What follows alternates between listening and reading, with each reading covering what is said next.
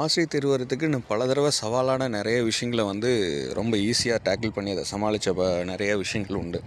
நிறைய பேர் அதை அப்ளை பண்ணியிருக்காங்கன்னா, அந்த எக்ஸாமை சொன்னபடி தேதியில் நடத்த முடியும் அப்படின்னு பிளான் பண்ணிட்டாங்கன்னா, அதுக்கான எத்தனை சென்டர்ஸ் ரெடி பண்ணணும், அவ்வளோ பேருக்கு எத்தனை மேன் பவர் ரெடி பண்ணணும், கொஷின் பேப்பர் எப்படி டிஸ்ட்ரிபியூட் பண்ணுறது.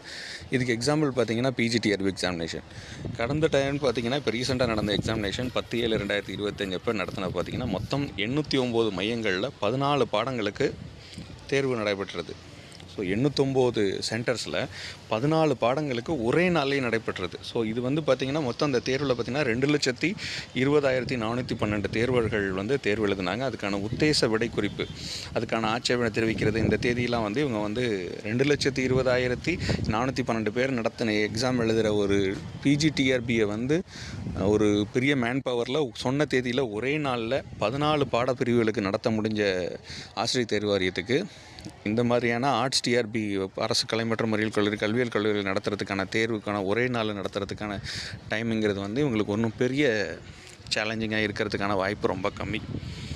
அதே மாதிரி இவங்களுக்கு ஏற்கனவே அதை சொல்லியிருந்தாங்க. இது மூலமாக நீங்கள் சான்றிதழ்கள் மற்றும் எவ்வளோ என்ன அக்டோபர் 15 26 வரைக்கும் உங்களுக்கு டைம் இருக்குது, 5:30 மணி வரை நீங்கள் ஆட்சேபனை தெரிவிக்கலாம் அப்படிங்கிறதெல்லாம் எல்லாத்தையும் அதை சொல்லும் போய் பார்த்தீங்கன்னா இவங்க சேலஞ்சிங்காக அவங்களுக்கு பார்த்தது என்னென்னா 2,20,412 தேர்வர்கள் பிஜிடிஆர்பி தான் இருக்கிறதுலே ஹையஸ்ட்டு, அதுவும் ஒரே நாளில் இந்த தேர்வு நடத்தி முடிச்சிருக்காங்க. அப்படி பார்த்திங்கன்னா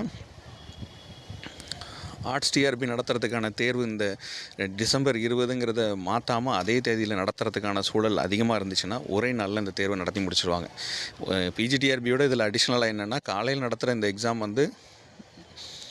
கிட்டத்தட்ட பிஜிடிஆர்பி மாதிரியே தமிழ் மொழி தகுதி தேர்வுக்கான எக்ஸாம் நடந்திருக்கும். அதுக்கப்புறம் பார்த்திங்கன்னா மேஜரில் ஒரு 100 கொஷின்ஸ் மல்டிபிள் சாய்ஸ் கொஷின் எடுத்திருப்பாங்க. மதியத்துக்கு என்ன வித்தியாசம்னா எல்லோரும் 1 மணி நேரம் ஒரு கம்ப்ளீட்டாக ஒரு எஸ்ஏ டைப்பில் ஒரு எக்ஸாமினேஷன் எழுதுகிற மாதிரி இருக்குது. இது மட்டும் சென்டர்ஸில் எல்லோரும் யோசிப்பாங்க. இந்த 1 மணி நேரம் எக்ஸாமை எப்படி நடத்துறது, எவ்வளோ பேர் அக்காமடேட் பண்ணுறது, இது இதுக்கு ஹால் சூப்பர்வைசர் ரெடி பண்ணணும், அதுக்கான ஒரு டீமை ரெடி பண்ணணும், அப்புறம் ஒரு இடத்துலையும் எத்தனை சென்டர்ஸ்னு போடணும். இதுக்கு மட்டும் இப்போ பிளான் பண்ணதான் போதுமானது. அதே மாதிரி பார்த்திங்கன்னா இந்த தேதியில் நம்ம நடத்துகிறோம் அப்படின்னு பிளான் பண்ணிட்டாங்கன்னா ஹால் டிக்கெட் டிசம்பர் 10 நமக்கான வெளியிடுறதுக்கான வாய்ப்பு ரொம்ப அதிகம். அதனால் எக்ஸாம் படிச்சுக்கிட்டு இருக்கிறவங்க எல்லாருமே பார்த்திங்கன்னா எக்ஸாம் தேதி தள்ளி வருது அப்படி இப்படின்னு ஏதாவது ஒரு உங்களுக்கு மறைமுகமாக சொன்னாலும் டிஆர்பி சொல்கிறது தான் ஃபைனல். எல்லா இடத்துலையும் இதுக்கு நாள் தள்ளி வரும், இதுக்கு தள்ளி வரும் அப்படின்லாம் நிறைய விஷயங்கள் சொல்லிகிட்டு இருப்பாங்க. ஆனால் எப்போ ஆசிரியர் தேர்வு வரையும் முறையாக அறிவிக்கப்படும் வரை அந்த தேர்வு தள்ளி வைக்கப்பட மாட்டாது அப்படிங்கிறத தெரிவிச்சுக்கலாம். இது ரிலேட்டடாக ஏற்கனவே சேலஞ்சான 2,20,412 பேர் எழுதின பிஜிடிஆர்பி ஒரு நாள் 14 பாடங்களுக்கு நடத்தின இதே டிஆர்பியால் இந்த ஒரு சேலஞ்சிங்கான விஷயத்தை ஆல்மோஸ்ட் இது ஒரு